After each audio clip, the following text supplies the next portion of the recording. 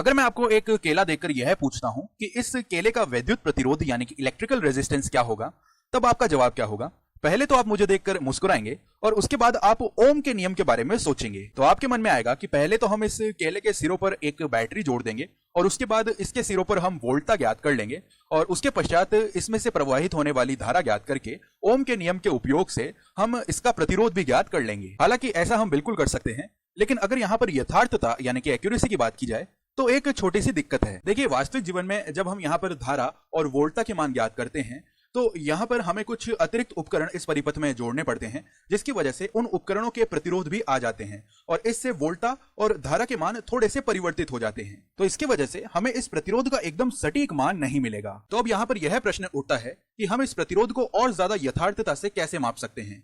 तो इसके लिए हम यहाँ पर मीटर सेतु का उपयोग करते हैं, जो कि व्हीटस्टोन नेटवर्क के सिद्धांत पर कार्य करता है। और इस वीडियो में हम यही देखने वाले हैं कि मीटर सेतु के उपयोग से हम इस केले का प्रतिरोध और ज्यादा यथार्थता से कैसे माप सकते हैं। अब इससे पहले कि हम मीटर सेतु की यहाँ पर बात करें, चलिए एक बार दोहरा लेते हैं कि व्हीटस्टोन नेटवर्क क्या होता है। तो व्हीटस्टोन नेटवर्क एक परिपथ होता है जो कि इस प्रकार का दिखाई देता है। इसकी 4 भुजाएं होती हैं, यानी कि 4 आर्म्स होते हैं और यहाँ पर 4 प्रतिरोधक जुड़े हुए होते हैं और एक प्रतिरोधक मध्य में संयोजित होता है। और व्हीटस्टोन नेटवर्क के पीछे का विचार यही होता है कि अगर यहाँ पर इन प्रतिरोधों के अनुपात एकदम बराबर हैं, जैसे कि इस स्थिति में 1:2 और 1:2 ये दोनों बराबर हैं, तो ऐसा होने पर यहाँ और यहाँ वोल्टता का मान एकदम बराबर आएगा और इसकी वजह से इस प्रतिरोधक में से कोई भी धारा प्रवाहित नहीं होगी। तो हम कह सकते हैं इस प्रतिरोधक में से प्रवाहित होने वाली धारा 0 हो जाएगी। बस यहाँ पर इनके अनुपात बराबर होने चाहिए। इस बात का फर्क नहीं पड़ता है कि मध्य में प्रतिरोधक का प्रतिरोध क्या है या इस बैटरी की वोल्टता कितनी है। यहाँ तक कि इन प्रतिरोधकों के प्रतिरोध क्या हैं, इस बात का फर्क भी नहीं पड़ता है। हमें बस इनके अनुपात बराबर चाहिए। अब अगर आप सोच रहे हैं कि ये सब कैसे होता है, तो मैं आपको बता दूं कि व्हीटस्टोन नेटवर्क वाली एक पहले की वीडियो में हम इस सब के बारे में लॉजिक से बात कर चुके हैं और हमने इस अवधारणा को आगे भी बढ़ाया था।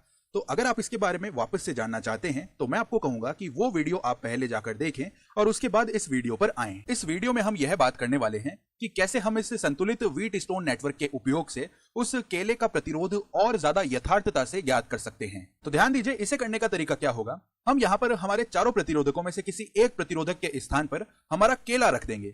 तो मान लीजिए यहाँ पर इस प्रतिरोधक की जगह हम हमारा केला रख देते हैं। अब सिद्धांत के अनुसार अगर हमें यहाँ पर इन 3 प्रतिरोधों के मान पता हो और अगर हम इनके मान परिवर्तित भी कर सकते हैं, तो हम मान रहे हैं कि यहाँ पर ये परिवर्ती प्रतिरोधक हैं, यानी इनके प्रतिरोधों के मान हम परिवर्तित कर सकते हैं। तो प्रयोग में हम ऐसा कर सकते हैं कि इन प्रतिरोधों के मान हम तब तक परिवर्तित करते रहेंगे जब तक इस मध्य वाले प्रतिरोधक में से प्रवाहित होने वाली धारा हमें 0 ना मिल जाए। उम्मीद करता हूं आपको यह अर्थपूर्ण लगा होगा। हम इन प्रतिरोधों के मान तब तक परिवर्तित करते जाएंगे जब तक इसमें से प्रवाहित होने वाली धारा हमें 0 ना मिल जाए, और जब यह धारा 0 हो जाएगी तो हमें पता चल जाएगा कि यह नेटवर्क संतुलित हो गया है और उस स्थिति में इन दोनों प्रतिरोधों का अनुपात इन दोनों प्रतिरोधों के अनुपात के बराबर आ जाएगा। और इन दोनों को बराबर रखकर हम अब यहाँ पर इस केले का प्रतिरोध ज्ञात कर सकते हैं, क्योंकि इन तीनों प्रतिरोधों के मान तो हमें पता ही हैं और यही मीटर सेतु का सिद्धांत होता है। अब आपके मन में यह सवाल भी आ सकता है कि असल में हमें कैसे पता चलेगा कि इस मध्य वाले प्रतिरोधक में से प्रवाहित होने वाली धारा 0 हो गई है।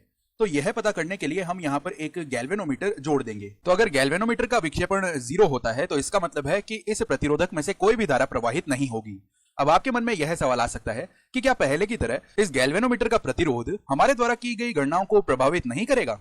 तो मेरा जवाब होगा बिल्कुल नहीं। देखिए, पहले प्रतिरोधों का प्रभाव इसलिए पड़ रहा था क्योंकि हम यहाँ पर वोल्टता और धारा के मान याद कर रहे थे और इनके मान यहाँ पर गैल्वेनोमीटर, एमीटर या वोल्टमीटर जोड़ने पर प्रभावित होते हैं। लेकिन यहाँ पर संतुलन की स्थिति में देखिए, इस गैल्वेनोमीटर में से कोई भी धारा प्रवाहित नहीं हो रही है, यानी अब यह गैल्वेनोमीटर हमारे इस परिपथ का भाग भी नहीं है। तो यहाँ पर इस गैल्वेनोमीटर के प्रतिरोध का कोई भी प्रभाव नहीं पड़ेगा और यहाँ तक कि इस बैटरी की वोल्टता और इसके प्रतिरोध का भी यहाँ पर कोई महत्व नहीं होने वाला है। यहाँ पर महत्व बस इन 3 प्रतिरोधों का ही है।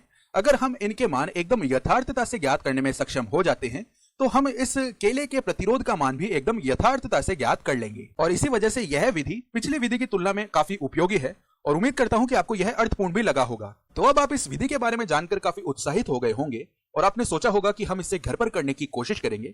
लेकिन जरा सोचिए, दैनिक जीवन में इस प्रकार से इन प्रतिरोधों के मान परिवर्तित करते रहना और साथ ही साथ इस गैल्वेनोमीटर के विक्षेपण को भी देखना, क्या यह चीज काफी मुश्किल नहीं हो जाएगी? तो इस समस्या को सुलझाने के लिए हम यहाँ पर मीटर सेतु की रचना के बारे में जानेंगे। अब आइए हम इस नेटवर्क को इस तरफ लेकर आ जाते हैं। तो मीटर सेतु में हमारे पास इस प्रकार की 2 एल आकृति की भुजाएं होती हैं और यहाँ पर एकदम सीधी भुजा होती है और ये तीनों भुजाएं ही धातु से बनी होती हैं और इन पर इस तरह से ये स्क्रू लगे होते हैं ताकि हम इनसे तार जोड़ सकें। तो अब देखिए यहाँ पर एक जगह तो हम हमारे केले को जोड़ देंगे जिसका प्रतिरोध हमें ज्ञात करना है, और इस दूसरी जगह हम एक ऐसा प्रतिरोधक जोड़ेंगे जिसका प्रतिरोध हमें पहले से पता हो। इस प्रतिरोधक का प्रतिरोध हम एकदम स्थिर रखेंगे, यानी इसको हम परिवर्तित नहीं करने वाले हैं। और इसकी तुलना अगर हम हमारे व्हीटस्टोन नेटवर्क से करते हैं तो यहाँ पर देखिए यह तो हमने यहाँ पर केले को जोड़ा है और इस प्रतिरोधक की जगह हमने यह स्थिर प्रतिरोध वाला प्रतिरोधक जोड़ दिया है। अब इसके बाद हम यहाँ पर इस नीचे वाले भाग पर हमारा ध्यान केंद्रित करेंगे। ऐसा इसलिए क्योंकि हम यहाँ पर किसी भी प्रकार के प्रतिरोधक नहीं जोड़ने वाले हैं और इनकी बजाय हम यहाँ पर एक तार जोड़ेंगे जिसकी लंबाई 1 मीटर है और इस तार का क्षेत्रफल एक समान होगा। और हम यह देखेंगे भी कि ऐसा होना क्यों जरूरी है। और हम यहाँ पर एक स्केल भी लेंगे जिससे हम यह माप सकें कि यह एकदम 1 मीटर ही है, और स्केल का हम बाद में भी उपयोग करेंगे। और निश्चित रूप से हम यहाँ पर इसे इस प्रकार से एक बैटरी से जोड़ देंगे, साथ ही साथ यहाँ पर एक कुंजी यानी कि की भी लगा देंगे जिससे हम इस परिपथ को बंद भी कर सकते हैं और खोल भी सकते हैं। और मध्य में यहाँ कहीं हमारे पास गैल्वेनोमीटर होने वाला है। गैल्वेनोमीटर के बारे में एक बात ध्यान रखने की है कि यह गैल्वेनोमीटर यहाँ पर इस तार से जुड़ा हुआ नहीं है। गैल्वेनोमीटर यहाँ पर वैद्युत संपर्क में होने वाला है, यानी इसे खिसकाने वाली कोई चीज होगी जिसे हम स्लाइडर कह सकते हैं। हालांकि यह धात्विक संपर्क में है लेकिन फिर भी हम इसे गति करवा सकते हैं। तो इस स्लाइडर को हम इस प्रकार से हमारे तार पर गति करवा सकते हैं। अब आगे बढ़ने से पहले मैं चाहूंगा कि आप एक बार इस वीडियो को पॉज करें और यह सोचें कि हमें यहाँ पर इस स्लाइडर की जरूरत क्यों है और ये वाला भाग किस तरह इस व्हीटस्टोन नेटवर्क के समान है। अब देखिए अगर हम इसे ध्यानपूर्वक देखते हैं तो हम समझ पाएंगे कि इस तार का जो ये वाला भाग है वह व्हीटस्टोन नेटवर्क के इस प्रतिरोधक को प्रदर्शित कर रहा है और साथ ही साथ इस तार का ये वाला भाग हमारे व्हीटस्टोन नेटवर्क के इस प्रतिरोधक को प्रदर्शित कर रहा है। तो अगर हम यहाँ पर इस स्लाइडर को दाईं ओर ले जाते हैं तो ऐसी स्थिति में देखिए यहाँ पर ये वाला जो तार है यह बड़ा होता जाएगा। इसे हम इस प्रकार से दर्शा भी लेते हैं। तो जैसे जैसे हम इस स्लाइडर को दाईं ओर गति करवाएंगे तो यहाँ पर ये जो प्रतिरोध है इसका मान बढ़ने लग जाएगा क्योंकि यहाँ पर तार भी बढ़ रहा है और इसके बाद यहाँ पर जो प्रतिरोध है वह घटता जाएगा। और अपने आप ही देखिए यहाँ पर क्या हो रहा है, जैसे जैसे हम स्लाइडर को गति करवा रहे हैं इन प्रतिरोधों के जो अनुपात हैं वे लगातार बदलते जा रहे हैं। तो उम्मीद करता हूं कि आपको यह अर्थपूर्ण लगा होगा और वास्तविक जीवन में हम इसी प्रकार से इन प्रतिरोधों के अनुपात को बदल सकते हैं और हम यह तब तक करते रहेंगे जब तक कि गैल्वेनोमीटर में विक्षेपण शून्य ना आ जाए। तो चलिए अब हम इस स्लाइडर को गति करवाते हैं। तो यहाँ पर देखिए यह हमारा गैल्वेनोमीटर है और अभी इसमें विक्षेपण 0 नहीं है, यानी इसमें से धारा प्रवाहित हो रही है और अभी यह संतुलन की स्थिति में नहीं है। तो चलिए अब इस स्लाइडर को हम दाईं ओर गति करवाते हैं। तो ऐसा करने पर गैल्वेनोमीटर की जो सुई है वह 0 की ओर आ रही है।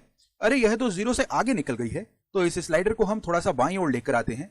तो अब इस गैल्वेनोमीटर में जो विक्षेपण है वह 0 आ गया है। तो अब यह हमारा व्हीटस्टोन नेटवर्क संतुलित हो गया है। इसका मतलब है कि इन दोनों प्रतिरोधों का जो अनुपात है वह इस तार के इन दोनों भागों के प्रतिरोधों के अनुपात के बराबर आएगा। तो अब इसका मतलब है कि हम इस केले का प्रतिरोध यहां से ज्ञात कर सकते हैं। लेकिन इससे पहले हम जानना चाहेंगे कि यहाँ पर तार के इस भाग की लंबाई क्या है, और यहाँ पर लंबाई ज्ञात करने के लिए ही हमने ये स्केल रखी हुई है। तो चलिए एक बार के लिए इस भाग की लंबाई को हम L कह देते हैं। तो अब देखिए हम लिख सकते हैं इन दोनों प्रतिरोधों का अनुपात। तो यहाँ पर देखिए हम x बटा r लिख लेंगे क्योंकि हम संतुलन की अवस्था में पहुंच चुके हैं। और x बटा r देखिए किसके बराबर आने वाला है, इस तार के इन दोनों भागों के प्रतिरोधों का अनुपात। अब देखिए तार के इस भाग की लंबाई L है तो इसके प्रतिरोध को हम RL मान लेते हैं। तो यहां पर हम RL लिख लेंगे। इसके बटा में देखिए क्या आएगा, तार के इस भाग की लंबाई कितनी होगी।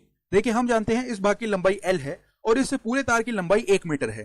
तो इस बचे हुए भाग की लंबाई 1 माइनस L मीटर आ जाएगी। अगर हम स्केल को 100 सेंटीमीटर लंबी कहते हैं तो इस बचे हुए भाग की लंबाई 100 माइनस L सेंटीमीटर आएगी। लेकिन चलिए हम चीजों को मीटर में ही रखते हैं। तो यहां पर इस बचे हुए भाग का जो प्रतिरोध है उसे हम कह देते हैं यह है R1 माइनस L। अब हमारे सामने एक और दिक्कत आ गई है। हमें इस R का मान तो यहां पर पता है, लेकिन जरा सोचिए कि इस तार का प्रतिरोध हम किस प्रकार से ज्ञात कर सकते हैं। मैं चाहूंगा कि आप एक बार इस वीडियो को पॉज करें और यहां पर सोचें कि इन प्रतिरोधों के अनुपात को हम कैसे ज्ञात कर सकते हैं। मैं आपको एक संकेत दे सकता हूं। आप किसी भी पदार्थ के प्रतिरोध और लंबाई के मध्य के संबंध के बारे में सोचिए। तो हमें पता है कि प्रतिरोध बराबर रो L बटा A होता है। तो ये तो हमने तार के इस भाग का प्रतिरोध लिख लिया है। अब इसी प्रकार जो शेष बचा हुआ तार है उसका प्रतिरोध भी हम लिख सकते हैं। तो इसके लिए जो रो है यानी कि जो प्रतिरोधकता है वह तो समान ही रहने वाली है, क्योंकि यहाँ पर जो पदार्थ है वह तो समान ही है और हम जानते हैं कि प्रतिरोधकता केवल पदार्थ और तापमान पर निर्भर करती है। तो प्रतिरोधकता तो हम रो ही लिखेंगे।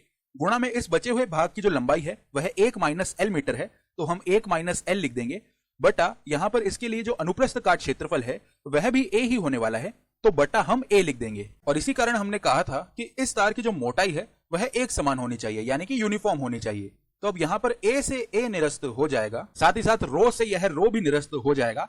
और हम अब यहां पर ध्यान दे सकते हैं कि केवल यहां पर इन लंबाइयों का ही महत्व है, और लंबाइयां ही तो हम यहां पर वास्तव में स्केल की मदद से ज्ञात कर रहे थे। अब इसे हम पुनर्व्यवस्थित करके लिख सकते हैं। हम कहेंगे कि जो x है यानी कि केले का प्रतिरोध है वह बराबर होगा R गुणा L, और L को हम यहां पर संतुलन की लंबाई कहते हैं, यानी कि बैलेंसिंग लेंथ कहते हैं। और यहां इस बिंदु को हम शून्य विक्षेप बिंदु यानी कि नल पॉइंट कह सकते हैं, यानी कि यह वह बिंदु है जहां पर हम जब इस स्लाइडर को रखेंगे तो गैल्वेनोमीटर में से कोई भी धारा प्रवाहित नहीं होगी। तो R गुणा L बटा यहां पर 1 माइनस L आ जाएगा, और यही हमारा अंतिम उत्तर होगा। यानी इस सूत्र का उपयोग करके हम मीटर ब्रिज से किसी भी अज्ञात प्रतिरोध का मान ज्ञात कर सकते हैं। तो अगर सारांश रूप में कहें तो मीटर सेतु एक संतुलित व्हीट स्टोन नेटवर्क के सिद्धांत पर कार्य करता है, और जब यहां पर यह गैल्वेनोमीटर शून्य विक्षेप दर्शाता है तो उस स्थिति में इन दोनों प्रतिरोधों का जो अनुपात है वह इस तार की इन दोनों लंबाइयों के अनुपात के बराबर होता है। अब जरा सोचिए कि ये वाली विधि हमारी पिछली विधि जिसमें हम केवल ओम के नियम का उपयोग कर रहे थे उससे बेहतर कैसे है।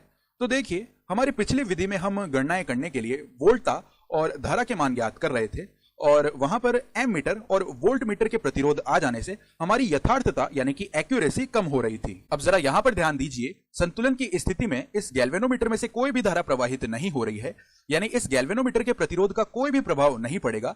और क्योंकि हम यहां पर गणना करने के लिए वोल्टा और धारा की बजाय इस तार की लंबाइयों और यहां पर इस ज्ञात प्रतिरोध का उपयोग कर रहे हैं, तो जब तक हम ये गणनाएं अच्छी तरीके से करेंगे तो हमें यह जो केले का प्रतिरोध है यह और ज्यादा यथार्थता से प्राप्त होने वाला है।